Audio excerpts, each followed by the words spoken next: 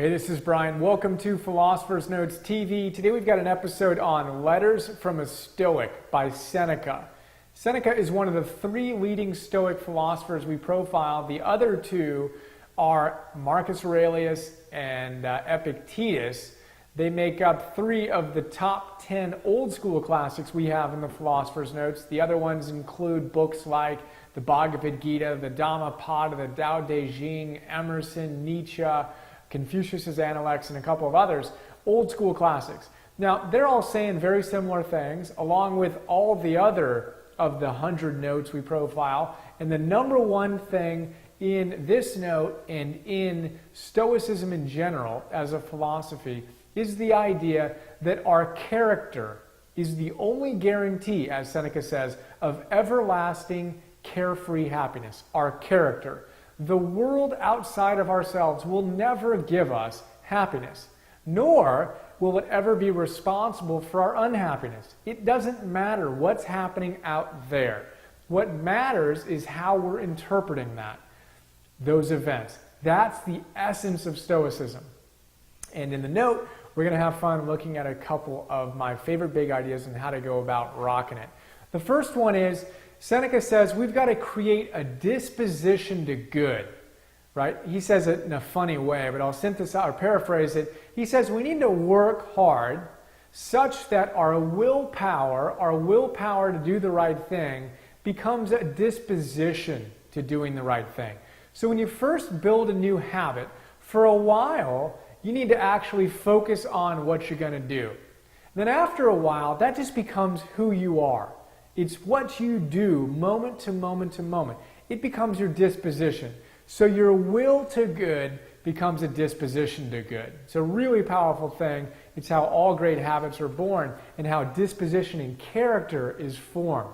We've got to do the right thing moment by moment, day by day, such that we have the character that will shape our destiny, which we just talked about in the note on Ralph Waldo Emerson, which you can check out. He also has a great line. He says, how much better is it to pursue a course where what's pleasant for you, what you actually enjoy doing, is what's best for you? It's funny to me. I eat pretty clean. I just turned it up a few notches. Just got back from our honeymoon where we spent creating an ideal vision of our future at what I jokingly refer to as Health Boot Camp, Hippocrates Health Institute. And they're all about living foods. So a lot of raw foods, a lot of sprouted foods and grains, which just give you incredible energy and vitality. Now, what I eat now is kind of weird for most people, which is actually kind of weird when you think about it, that eating what we're naturally made to eat is abnormal, is a whole other conversation. But it's become a disposition for me to do the right thing, and I actually enjoy it.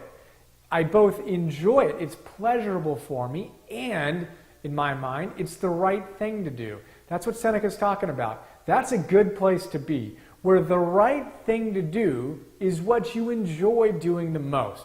That's where we want to get in our life. So identify what your values are, what your ideals are, and commit to doing them to such a degree that doing them gives you joy and it vitalizes your life.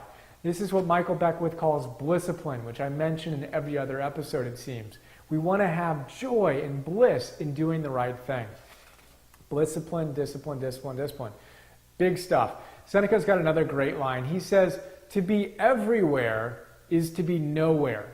To be everywhere is to be nowhere. We've got to focus our energy. When I'm journaling, I often write, these lines that show a focus point.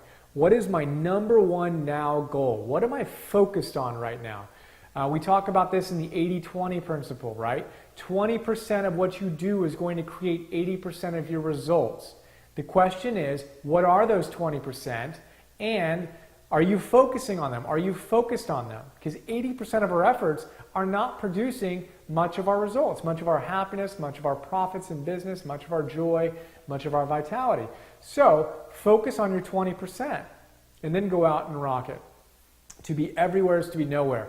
Ken Wilber has a great line as well. He talks about the fact that in our lives we have lines of development, right? So we can be a great husband or wife, mother or father, or athlete, or we have a spiritual line of development, or we have a cognitive, intellectual line of development, a health and fitness line of development. We've got a lot of lines that we can develop. Some of them are low, some of them are high. But he says, look, you need to focus. You can't work on every single one all at once. He calls that metaphysical gluttony. I love that phrase. Metaphysical gluttony. Don't be a metaphysical glutton. To be everywhere is to be nowhere. If you're totally spread out, you're not going to get any results anywhere. We've got to focus our energy. That's where we're going to find results. That's a really cool idea. Hope you dug it. He's got some other great ones. He says, your ideal state is very simple. It's what nature has destined for you, what your ultimate purpose is. We talk about this with Marcus Aurelius, with everyone. So what is your highest vision of yourself? That's your ideal state. You want to go out and rock it. You want to live in accord with your own nature. To be specific is what Seneca says. You want to live in accord with your own nature. Joseph Campbell would say you want to follow your bliss. Esther and Jerry Hicks would say we have an emotional guidance system, which is telling us whether we're on or off, whether we're living in accord with our own nature or not. Emerson would say we want to trust ourselves, self-reliance. This is what it's all about, learning to trust ourselves, move toward that ideal state. He's got a great line. He says, the worse a person is, the less he feels it, or she feels it. The worse a person is, the less he or she feels it. That's pretty funny. So pay attention to that. And when you see people who may not be aware of it at all, maybe have some compassion. Remember that line. He has another great line here. He says, there is nothing the wise person does reluctantly. Do it or don't do it. Right? But if you decide that something is worth doing, do it, as the Buddha would say, with all your heart. The wise person does nothing reluctantly. Don't do something and bitch about it, in other words, right? Don't start doing something and be like, oh, complaining and, criticizing whoever made you do it. No one made you do anything. This is the idea of a philosopher and of a creator. If we're going to choose to do something, we do it all the way. We don't do it reluctantly. And if you don't want to do it, then communicate and make a new commitment. Or if you're going to do it all the way, enjoy it, love it. It's a pretty big idea. The path to salvation, he says, the first step in making an improvement in our lives is a consciousness of wrongdoing. The first step is usually before we become aware and we can actually change, we just do the thing that's not good for us. We do it and we do it and we do it, whether it's drinking alcohol too much or using the internet too much, which is my vice, primary vice anyway. There's different things we have that are our wrongdoing. Well, he says a consciousness of that wrongdoing is the first step. Awareness is the first step. Vernon Howard, another great teacher we profile, says that's positive negativity. To notice when you're off path is a very good thing. To be able to see that you're over here when you want to be here, that's a positive thing. He calls it positive negativity. So when you find yourself not working out or overeating again, or whatever it is that you don't want to do, notice that and then celebrate it. Don't waste any time in shame or disappointment. Notice it. See, wow, I just noticed. Let me get back on track. That's a really cool thing that can really help us out. Another really quick idea, he says here, we want to be harsh with ourselves at times. So be nice when you see yourself off path. And also, you got to be willing to be harsh with yourself at times and say, you know what?